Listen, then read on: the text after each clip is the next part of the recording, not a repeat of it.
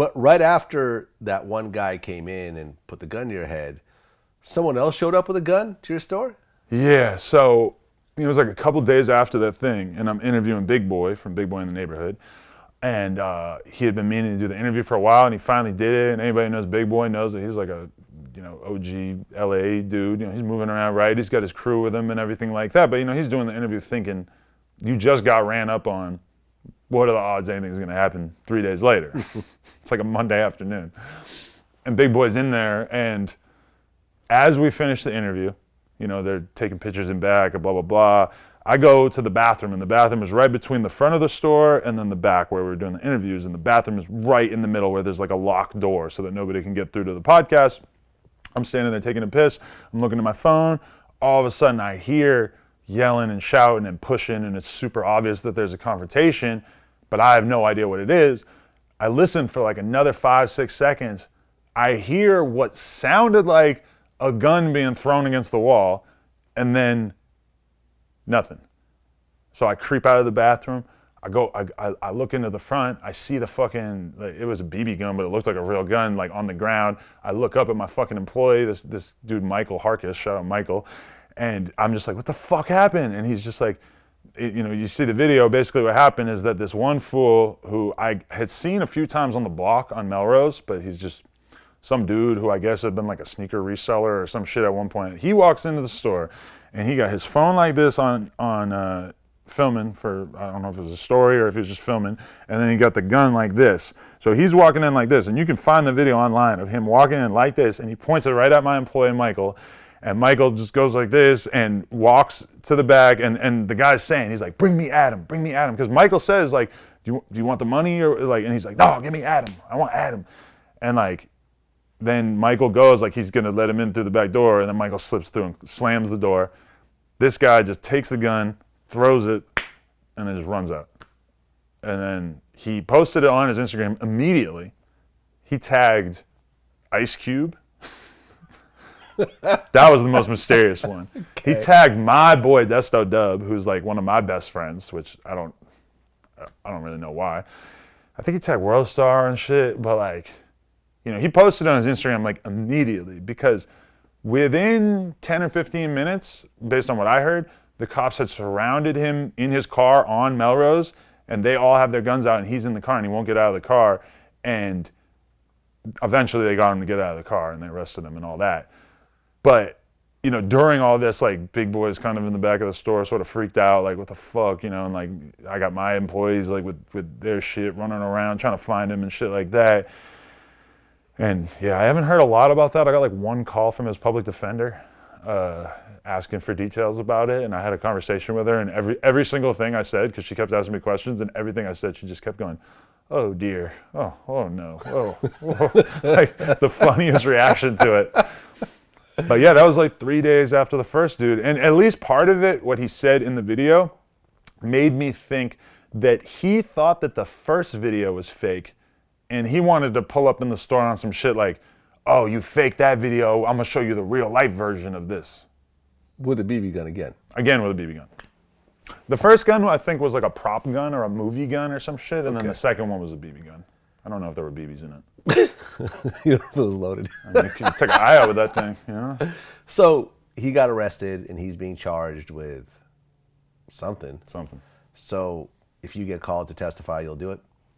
I mean, I will, in the sense that, yeah, like, I just really feel like, there's me as, a cool rap dude or whatever that wants to not testify or whatever, but then there's also me as like a business owner that really needs to take, proactive steps to not have people pointing guns in my 22-year-old employee's face. It's like, you need to establish some kind of like rules of like how this is going to play out. And for me, it's just, that seems like pretty basic shit. Like, if you come into my store with a gun, I'm not on some street shit. I'm not running a fucking crack house here. Because if I run a crack house and you pull up with a gun and you rob the guy working at the crack house, cool, I'm not going to go testify against you. I'm running a bike shop on Melrose in the middle of the center of fucking society. Why would I not do it? I don't know. Well, yeah, I mean, when I showed up to your interview, when you were interviewing me, we showed up armed. Yeah, you had a fucking Nation of Islam with you. That dude was huge. Wasn't Nation of Islam. It was ex-LAPD. Okay. But yeah, I was like, I'm just not taking any chances. Right. Me and Adam are cool. I don't think Adam was going to do anything to me, but based on this craziness that I've been seeing, I'm just not going to take any chances that some bozo is going to run up in here. Because me personally, I would have no problems with someone getting shot in the head that did that to me. No, yeah, that was definitely an issue. Like, yo, that guy should have died for sure. You pull out, you have to understand that when you pull out a weapon on somebody, that at that point you're potentially signing your death warrant, real or fake.